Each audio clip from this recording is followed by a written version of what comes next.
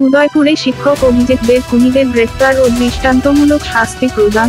কলকাতা আরজি কর মেডিকেল কলেজে চিকিৎসকের উপর ন্যাক্কারজনক ঘটনার প্রতিবাদে সাবরুম বাজারে মিছিল ও পথসভা সংগঠিত করলেন বাম ছাত্র যুব নারী সংগঠন। 18 আগস্ট বেলা 12 ঘটিকায় ভারতের কমিউনিস্ট পার্টি মার্ক্সবাদী সাবরুম মহকুমা অফিস থেকে শুরু হয় মিছিল। সারা ভারত গণতান্ত্রিক নারী সমিতি, ভারতের গণতান্ত্রিক যুব ফেডারেশন, উপজাতি যুব ফেডারেশন, ভারতের ছাত্র ফেডারেশন সাবরুম মহকুমা কমিটির উদ্যোগে সংগঠিত হয় মিছিল ও পথসভা। উদয়পুরে শিক্ষক অভিজিৎদের খুনিদের গ্রেফতার ও দৃষ্টান্তমূলক শাস্তির দাবি এবং কলকাতার আরজি কর মেডিকেল কলেজে চিকিৎসকের উপর ন্যাক্কারজনক ঘটনার সাথে জড়িত সকলকে গ্রেফতার ও দৃষ্টান্তমূলক শাস্তির দাবি করা হয় মিছিল থেকে। ভারতের কমিউনিস্ট পার্টি মার্ক্সবাদী সাবরুম মহকুমা অফিস থেকে মিছিল শুরু হয়ে সাবরুম বাজারের বিভিন্ন পথ পরিক্রমা করে সাবরুম নেতাজি চৌমুহনীতে পথসভা সংগঠিত করা হয়।